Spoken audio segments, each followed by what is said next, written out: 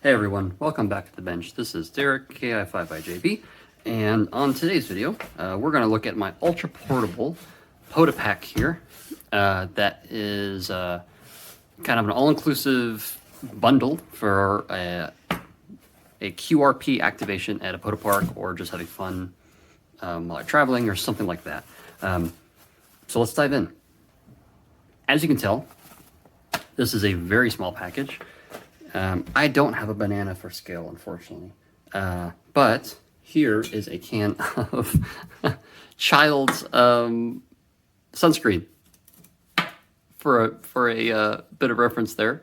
So you know, my hands it's pretty small, pretty tiny package. This is just an extra pack I had lying around from God knows what project, probably 10 years ago. But anyway, so let's open it up and see what there is in here. First up, this is, as some of you well may know, QRPGuys EFHW mini tuner. Love this thing. Built this as a kit just a few years ago. Didn't build it well, evidently. That's just counterpoise. It's okay. Anyway, I'll tighten that. But yeah, so this is a really cool tuner. I recommend you checking these out if you have a QRP rig that does not have a tuner built in, and you want to run end-fed half-wave antennas. This is a great option. And once you hook the wire up to this half-wave wire post here, as noted, flip the tune, and then transmit on something with a non-modulated wave, so like a CW. Hold that down, keep transmitting, and then you just tune this until the little LED here turns off or is as dim as possible. And then you know you're around, I think you're under 1.5 to 1 or something like that. But you won't hurt the radio. And then you go to transmit or operate, and you are good to go, and you can go do your POTA activation. These are really cool little slick kits. I actually printed a little case for mine at one point, but it took up a little bit extra room in my case, or in my package here, so I decided to get rid of it. But anyway, so that's the first one, first part of the kit. Second piece, pretty easy, BNC to BNC, female coax, because this is for an end-fed half-wave. Next, just parachute cord, because I've found that having some extra parachute cord to lash like a fishing pole to a post at a park, or hold down something, is super handy. So that's just a little bit there, not super important.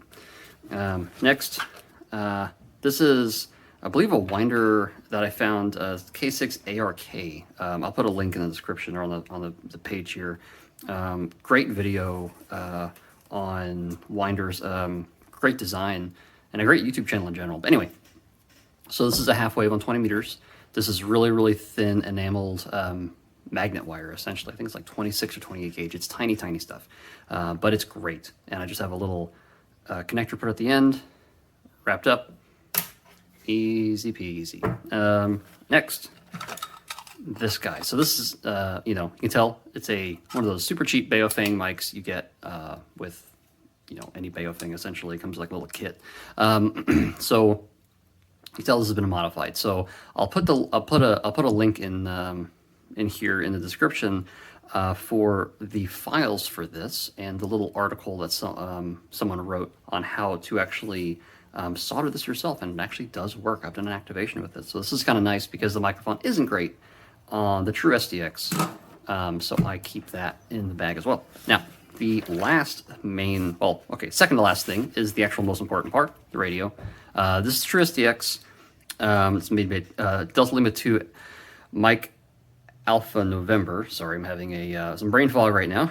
And I think the software is also partly written by Papa Echo 1 November Zulu, excuse me. And so this is an awesome radio. Really inexpensive to buy as a kit, which is... Actually, I got this, not as a kit, I got this pre-built because I didn't want to deal with the kit.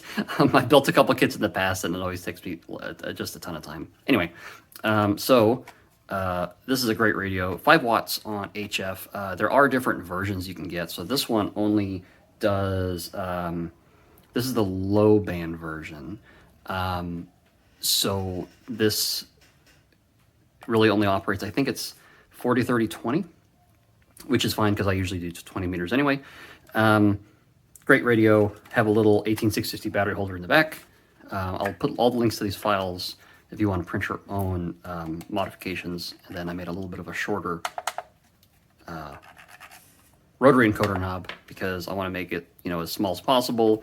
A little spacer you can see here to make sure that this BNC connector doesn't wiggle through, wiggle around.